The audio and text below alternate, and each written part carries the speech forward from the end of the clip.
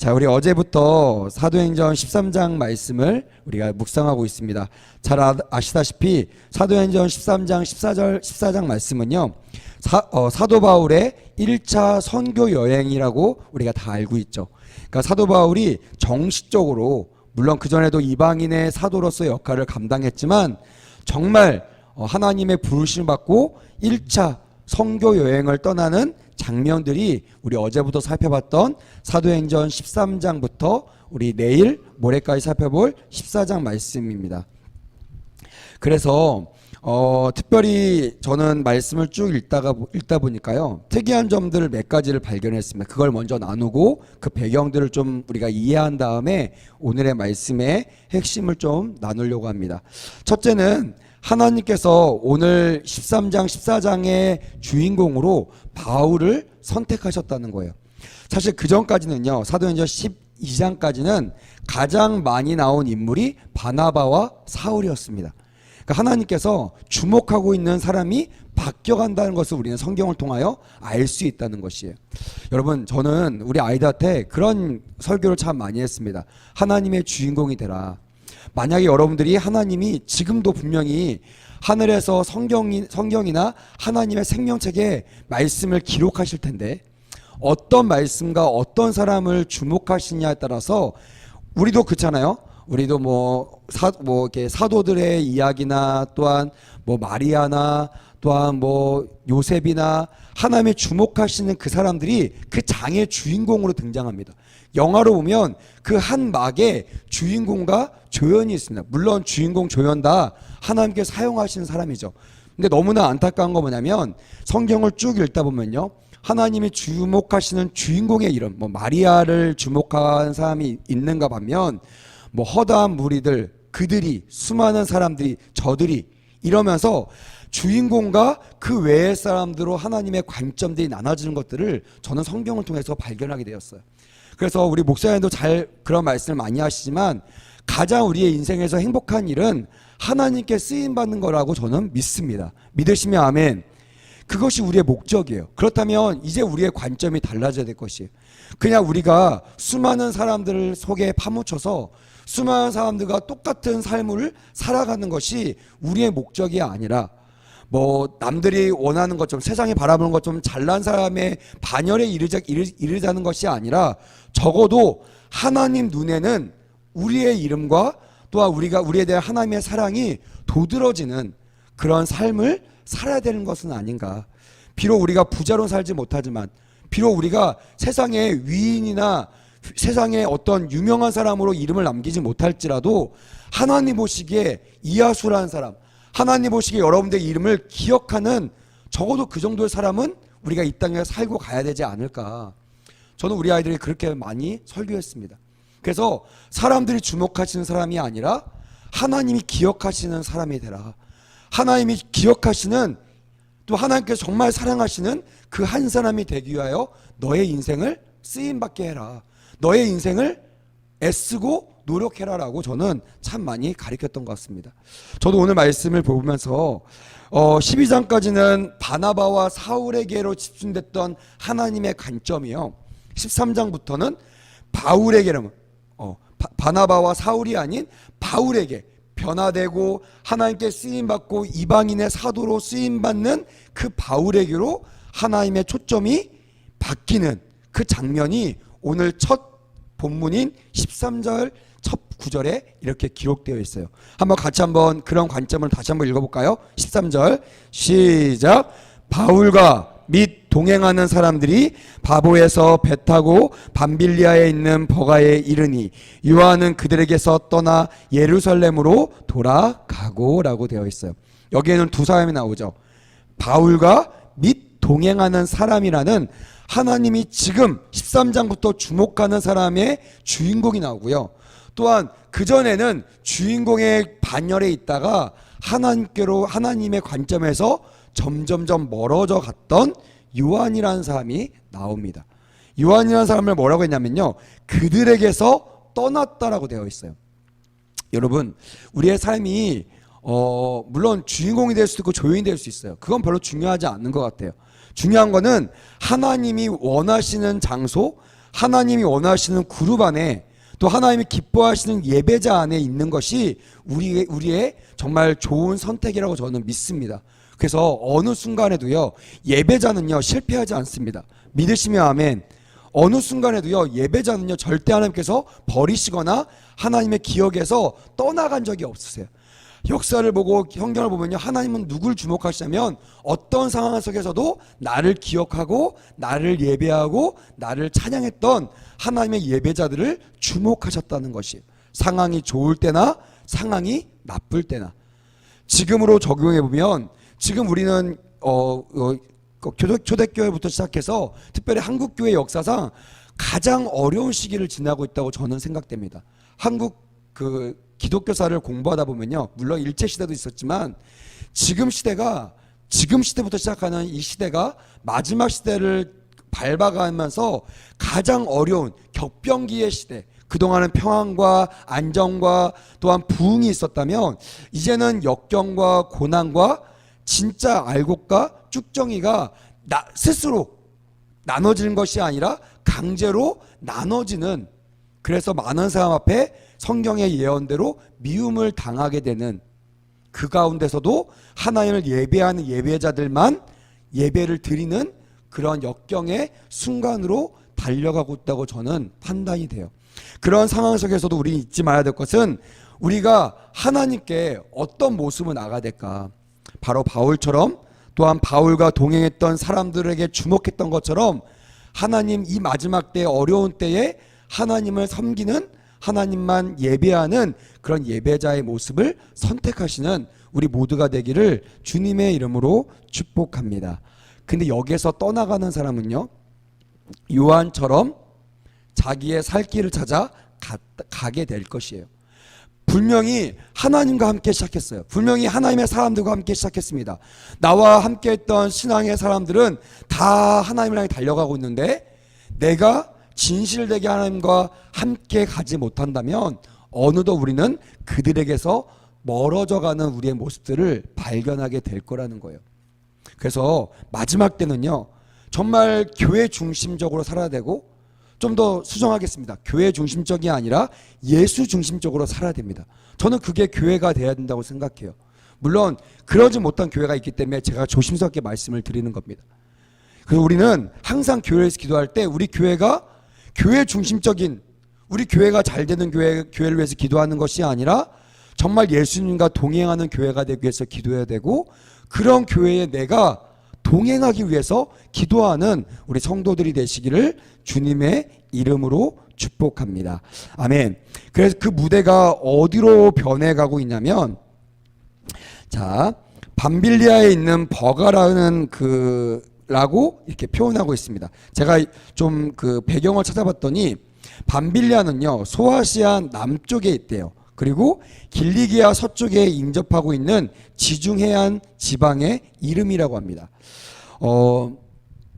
특별히 이 북쪽에 있는 타우루스라는 이 산맥, 우리말로 그러니까 미국으로 보면 로키 산맥 같은 데고, 우리나라 보면요, 태백산맥. 저도 이제 태백산맥을 지나왔는데 태백산맥처럼 아주 높은 험한 그런 산맥이라고 여러분들이 이해하시면 편할 것입니다. 이 산맥에 가로막혀 있는 이 산악지대로 이 사막지대가 바로 이 길리기아 서쪽에 있는 이 밤빌리아라는 곳이에요. 오늘의 주인공 바울과 동행하는 사람들이 이 밤빌리아에 있는 버가에 이르렀다고 성경은 말하고 있습니다. 이 밤빌리아는 어떤 곳이냐면요, 로마의 통치권 안에 있었지만 가장 헬라 문화가 가장 못 미쳤던 곳, 그러니까 헬라 문화가 가장 영향을 못 끼쳤던 그런 곳이 밤빌리아라고 성경학자들은 말하고 있어요. 거기다가요, 환경이 좋지 않아서 유행병들이 많았던 지역이라고 말하고 있습니다. 특별히 버가는요, 이 지방의 주요 도시입니다. 그러니까 수도 서울처럼 또한 대전처럼 이렇게 주요한 그 도시 이름이 버가라는 도시입니다. 이 도시는요, 아데미 우상을 숭배했던 거대한 신전과 야외 극장, 목욕탕들이 있었다고 성경학자들은 얘기하고 있는 거예요. 그러니까 그 당시에 있는 그 상황이 그렇게 사역하기에 선교하기에 넉넉지 않았다는 것을 간접적으로 표현하고 있는 것입니다. 여기에서 저는 좀 의문을 갖던 것이 바로 이 요한이었습니다. 우리가 알다시피 요한은 참 믿음이 좋은 사람이었죠. 근데 그 요한이 갑자기 돌아서게 된 거예요. 갑자기 그들에게서 떠나 예루살렘으로 돌아갔다라고 성경은 주목하고 있습니다. 그것 때문에 나중에 이 바울이 마지막까지 용서하지 못했던 사람이 요한이었던 것처럼 그 당시 바울의 입장에서 참 많이 힘들었던 뭐 배신감도 있었을 거고요, 실망감도 있었을 거고, 그만큼 의지하고 믿었던 사람이었던 것 같아요. 그런 이유에 대해서 성경학자들은 여러 가지로 이렇게 말하고 있습니다. 첫 번째는 그 어린 나이에 이 선교 여정을 가다가 갑자기 돌아간 것은 향수병, 그러니까 고향이 너무 그리운 거예요. 어린 아이들은 또 그렇잖아요. 집에 가고 싶고. 우리 군대 가면 그런 걸 많이 경험합니다. 좀 나이 있는 사람들은요 잘 적응하는데 좀 어린 친구들이 잘 적응을 못 하더라고요. 막 고향 가고 싶어 하고 막 타령도 하고 막 이런 것들을 보면서 좀 이해가 됐습니다. 나이가 어린 요한이 그런 향수병 때문에 어머니에게 돌아갔다는 그런 말도 있고, 또한 두 번째는 바울이 갑자기 이 유행병에 걸려서 고통당하는 것을 보고 겁에 질려서 돌아갔다라는 말이 있습니다. 대부분 성경학자들은 두 번째 이야기에 무게를 싣고 있어요. 왜냐하면 바울이 나중에 이제 갈라디아 지방에 편지를 씁니다. 그 장면이 갈라디아 4장 13절, 13장 14절, 13절, 14절 말씀에 기록되어 있는데요. 여기서 우리가 알 수 있듯이 자기가 이 육체적인 결함이 있었고 그럼에도 불구하고 너희들이 나를 천사처럼 맞아주었다 라고 칭찬하는 장면들이 나옵니다. 아마 이때가 버가에 있었던 일들을 회상했던 것이 분명합니다. 그러니까 그만큼 이 버가에 있었던 이 바울과 특히 바울이 리더였기 때문에 수많은 바울 팀들은요 많이 어려웠을 거예요. 여러분들도 아마 선교지를 갔거나 들었으면 아마 이런 얘기를 많이 들었을 것입니다. 막 팀장급들 또한 리더들이 막 쓰러질 때는요 정말 대책이 없는 거예요. 막 너무 힘들고 팔로워들이나 회원들이 쓰러지면요 리더들이 막 도둑여서 이렇게 세우고 막 기도해서 다시 세우는데, 리더들이 쓰러지면요 방법이 없어요. 대부분 다 포기하고 돌아오는 상황들이 많습니다. 바울이 누굽니까? 그 시대에 가장 강력했던 리더였어요. 그래서 그들을 따랐던 수많은 선교팀들이 그 리더 암살을 바라보고 갔는데, 그가 이 버가 지역을 딱 가자마자 어떻게 됐어요? 유행병에 걸리게 됐다는 거예요.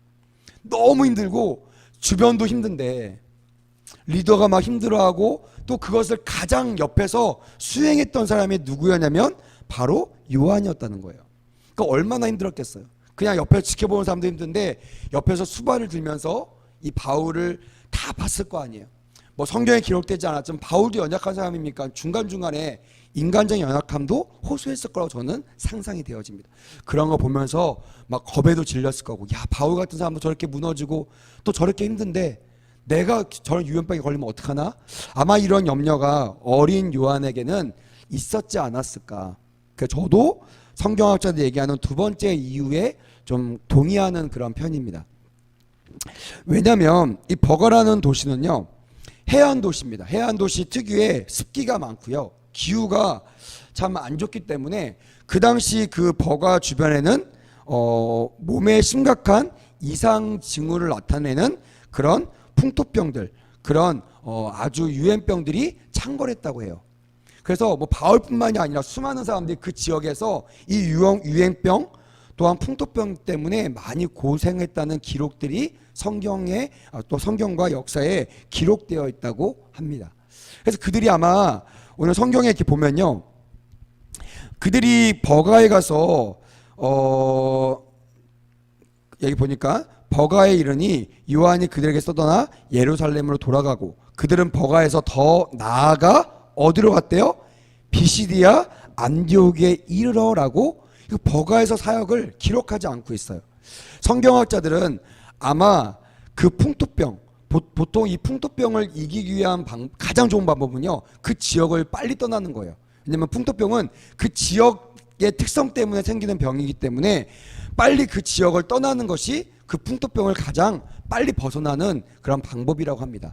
그래서 아마 성경학자들은 이 사역팀, 바울과 사역팀들이 버가에선 사역을 오래 하지 않고 빨리 다른 곳으로 이동했다라는 그런 말들을 힘주어 하고 있는 것이에요. 그래서 오늘 14절에 보니까 버가에서 더 나아가 비시디아 안디옥으로 갔다라고 빠른 전향을 하고 있는 것입니다. 그런 상황, 그러니까 사역하는 곳곳마다 그 험한 태백산맥, 그 험한 산기슭을 다 넘어가지고 와서 사역을 딱 하려고 했는데 리더가 쓰러져요. 그것을 또 이기기 위해서 또 험난한 산맥을 또 넘어서 안디옥으로 가는 그런 배경을 여러분들이 이해하셔야 오늘 말씀들을 조금 더 또 오늘부터 이어지는 말씀들을 여러분들이 잘 이해할 수 있을 것 같아서 제가 배경 설교들을 좀 더 했었습니다.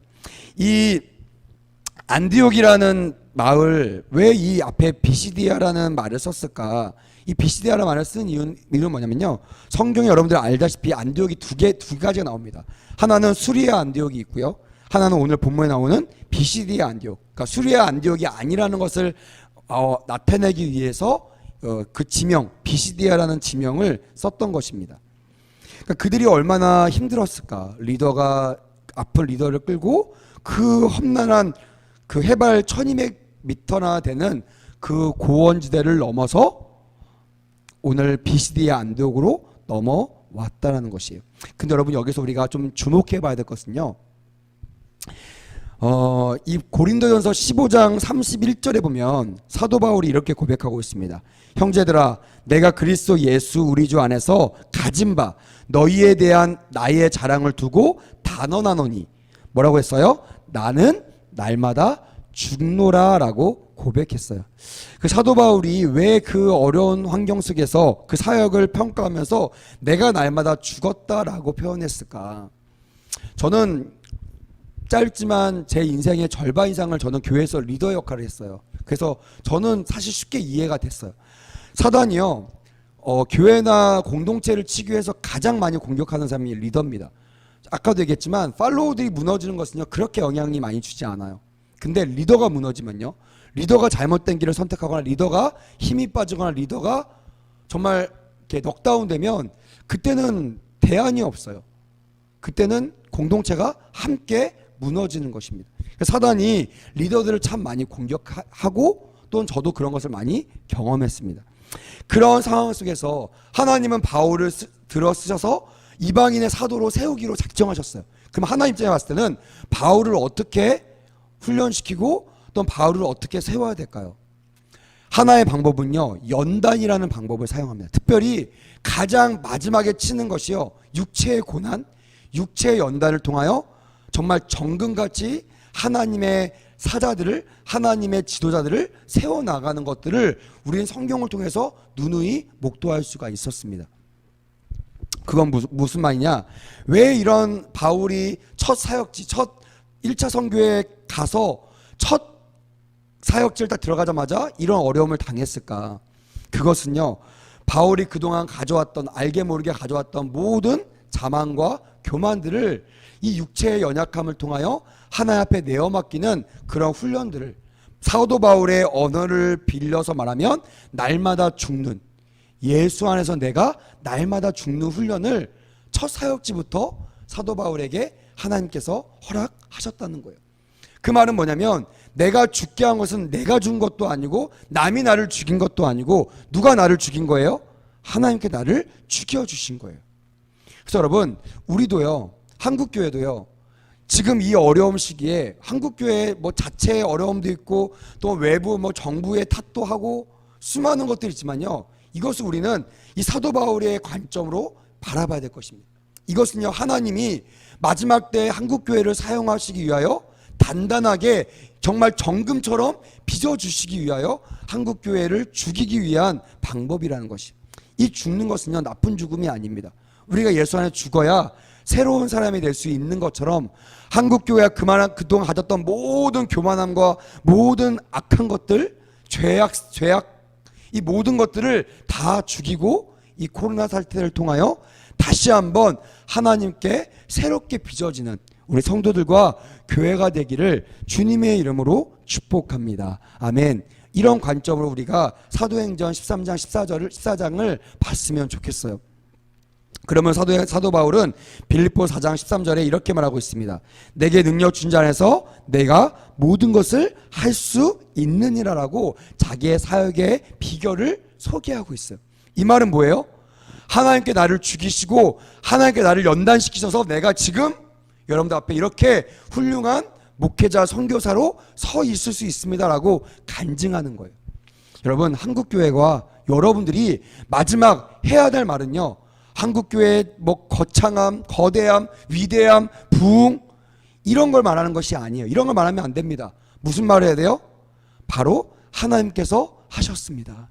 하나님께 나를 사용하셔서 나 같은 종이, 나 같은 연약한 사람이 하나님께 쓰임받을 수 있었습니다. 이런 겸손한 한국교회와 선도들이 되시기를 주님의 이름으로 축복합니다. 말씀을 맺겠습니다. 제가 오늘 본문 말씀과 또 이어지는 말씀은 내일 모레 이어서 계속 말씀을 구체적으로 전하도록 하겠습니다. 오늘 제가 말씀을 마무리하면서 저에겐 그런 은혜가 있었어요. 하나님, 우리가 이 사도행전 말씀이 초대교회적인 말씀이잖아요. 또 우리 교회의 목표가 초대교회적인 건강한 교회가 되는 것이고, 또한 우리가 원하든 원하지 않던 한국교회와 마지막 시대에 살아가는 교인들은요, 초대교회의 모습을 경험하게 될 것입니다. 핍박을 경험하게 될 것이고요, 수많은 어려움과 수많은 격변을 경험하게 될 거예요. 그때 우리가 당황하지 않고 온전한 선택을 하기 위해서는요, 우리가 오늘 살펴본 이 사도행전 말씀을 잘 묵상하시기를 주님의 이름으로 축복합니다. 할렐루야. 그래서 이 고난이 우리가 당할 고난이라고 믿고, 사도 바울이 지금 고백했던 이 믿음의 고백이 여러분들과 저의 고백이 되었으면 좋겠습니다. 그래서 오늘 이 말씀을 마무리하면서 제가 기도할 때 하나님께 저에게 주셨던 말씀이 있어요. 우리 이 말씀을 같이 한번 읽어보고 오늘 말씀을 마무리하도록 하겠습니다. 자, 우리 이사야 49장 말씀 한번 살펴볼까요? 이사야 49장 15절 16절 말씀이에요. 제가 하나님 앞에 이 말씀을 묵상하는데 좀 두려웠어요. 하나님, 제가 할 수 있을까요? 제가 사도 바울은 위대한 종이니까 할 수 있었지만 저 같은 사람이 할 수 있을까요? 라고 할 때 하나님께서 뭐라고 하시냐면, 하수야 걱정하지 마. 나는 절대로 너를 어리석게 다루지 않는다. 난 너를 충분한 사랑으로 너를 다룰 거야. 이러면서 저에게 이사야 49장 말씀 15절 16절 말씀을 저에게 주셨어요. 그래서 제가 마지막 여러분들에게 이 말씀을 공유하고 오늘 말씀을 마무리하도록 하겠습니다. 다 찾으셨나요? 같이 한번 읽어보겠습니다. 시작. 여인이 어찌 그 젖 먹는 작식을 잊겠으며 자기 태에서 난 아들을 긍휼히 여기지 않겠느냐. 그들은 혹시 잊을지라도 나는 너를 잊지 아니할 것이라. 내가 너를 내 손바닥에 새겼고 너의 성벽이 항상 내 앞에 있나니. 할렐루야. 여러분 아무리 어렵고 힘들어도요, 이것만 기억하십시오. 우리는 혼자가 아닙니다. 하나님이 우리의 이름을요, 자기의 손바닥에 새기셨대요. 제가 우리 믿음의 소망이나 이 말씀을 가정예배 때 묵상하면서 이게 무슨 뜻이니 그랬더니 믿음에 그러더라고요. 하나님이 기억하신다는 뜻이에요. 여러분, 이 말씀이 여러분들에게 새겨지기를 주님의 이름으로 축복합니다. 사도 바울과 일행들이 이 어려움을 믿음으로 가지고 극복할 수 있었던 것은요, 하나님의 손바닥을 새기시면서 나를 어린아이처럼, 나를 아들처럼 긍휼히 여기시고 잊지 않으시는 그 하나님의 사랑을 기억하고 경험하고 있었기 때문에 이 어려움을 이겨나갈 수 있었다고 믿어요. 여러분, 이 시대에, 이 코로나 시대에 한국교회가 어떤 근거로 버티며 싸워 나가야 될까요? 옥이나 또 어떤 사람이 나갔기 때문에 따라 나가는 것이 아닙니다. 그것은요, 하나님이 한 번도 우리를 배신하거나 우리를 외면한 적이 없으시다는 그 진실함과 신실함이에요. 때문에 아들된 우리는요, 그 아비를 절대로 버려서는 안 되죠. 어떤 환난과 어려움 속에서 절대로 그 아비를 모른 척하거나 그 아비의 마음을 아프게 하는 그런 불효자가 되면 안 되는 것이. 그래서 여러분, 마지막 때는요, 철저하게 이 진리 전쟁에 앞장서셔야 되고요. 진리 전쟁을 위해서 여러분 어떤 고난과 특별히 목배임을 당하더라도 여러분 지조를 지키시고 절개를 지키시고 믿음을 지키시는 우리 모두가 되었으면 좋겠습니다. 주님께서 마지막에 이렇게 말씀하십니다. 여호와의 말씀이니라 너희를 향한 나의 생각을 내가 아나니 평안이요 재앙이 아니니라 너희에게 미래와 희망을 주는 것이니라. 아멘. 여러분 하나님만 붙잡으십시오. 그러면요 사도 바울처럼 이 어려운 환난 속에서도 하나님이 정말로 인정하시는 그런 귀한 하나님의 교회와 하나님의 성도들이 될 줄 믿습니다. 그럼 우리 모두가 되기를 간절히 원합니다. 기도하겠습니다. 하나님 감사합니다. 오늘 사도행전 13장 말씀을 통하여 하나님 이 마지막 시대에 우리가 어떤 믿음을 가져야 되는지 이 배경을 통하여 배웠습니다. 하나님 그들도 넉넉지 않은 환경이었습니다. 바울이라고 넉넉한 환경 속에서 복음만 외쳤던 것이 아니라 정말 목숨까지 위태할 정도, 정말 사역이 흔들릴 정도로 그런 어려운 상황 속에서도 하나님을 사랑하는, 하나님을 신뢰하는 그 믿음을 가지고 똘똘 뭉쳐 그 사역들을 감당해 나갔던 것처럼 이 코로나 시대에 서울순복음교회가 그동안 우리에게 부어셨던 하나님의 은혜를 기억하여 흔들리지 아니하고 아버지 앞에 달려나갈 수 있는 믿음의 교회와 성도들 되게 하여 주시옵소서. 이를 위하여 오늘 말씀을 사용하여 주시고 이 말씀이 마음판에 새겨져 주님을 선택하는 그 순간순간마다 이 말씀을 통하여 주님을 선택하는 그런 놀라운 역사가 일어나게 하여 주시옵소서. 감사드리며 예수님의 이름으로 축복하며 기도했습니다. 아멘.